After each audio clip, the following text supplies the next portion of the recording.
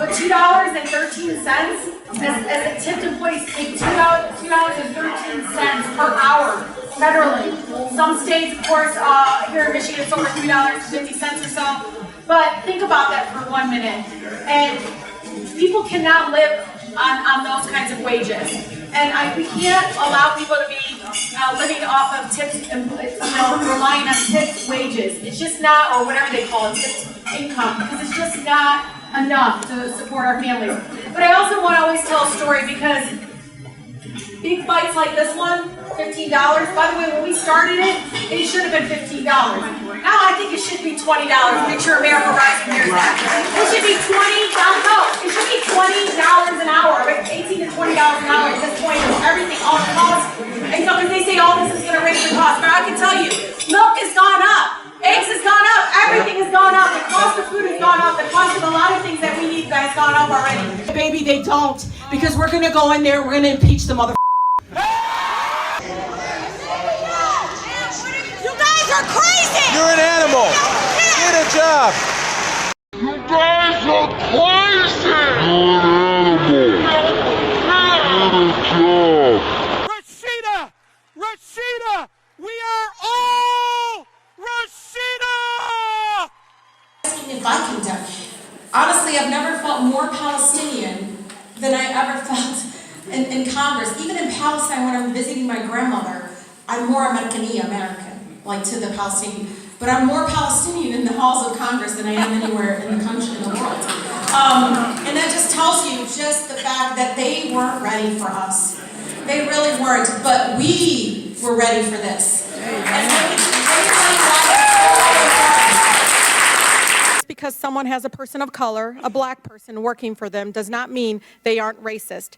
And it is insensitive that some would even say it's the fact that someone would actually use a prop, a black woman, in this chamber, in this committee, is alone racist in itself. Donald Trump is setting a precedent. Mr. Chairman, I ask that her words be taken down. Donald Trump is setting a precedent. I reclaim my time. Mr. Chairman, Trump is setting a precedent. Mr. Chairman, that the highest office can be attained. Mr. Chairman, the rules are clear.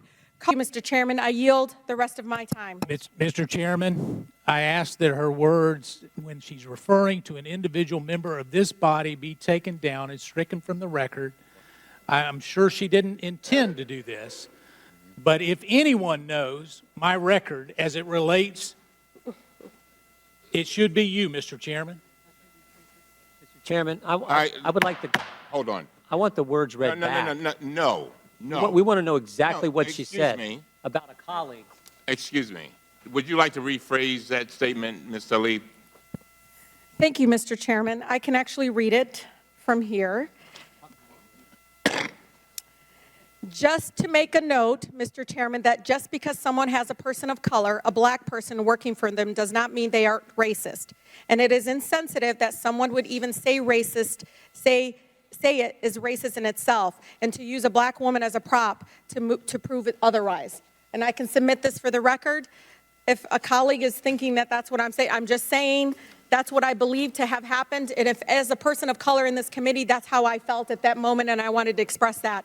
But I am not calling the gentleman, Mr. Meadows, a racist for doing so. I'm saying that in itself, it is a racist act. Well, I hope not, Mr. Chairman, because I need to be clear on this particular.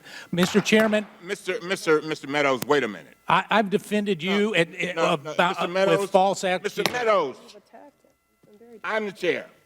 Yes, sir, you are. Thank you. Right. I will clear this up. Now, Ms. Tlaib, I want to make sure I understand. You were not intending to call Mr. Meadows a racist, is that right? No, Mr. Chairman, I do not call Mr. Meadows a racist. No, I am trying, as a person of color, Mr. Chairman, just to express myself and how I felt at that moment. And so, just for the record, that's what was my intention. All right. All right. Mr. Meadows. Mr. Chairman, there's nothing more personal to me than my relationship. My nieces and nephews are people of color. Not many people know that. You know that, Mr. Chairman.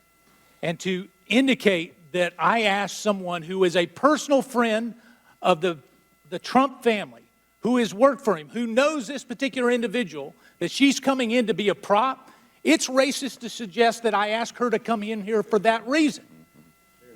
Mr. President, the president's own person, she's a family member. She loves this family. She came in because she felt like the president of the United States was getting falsely accused.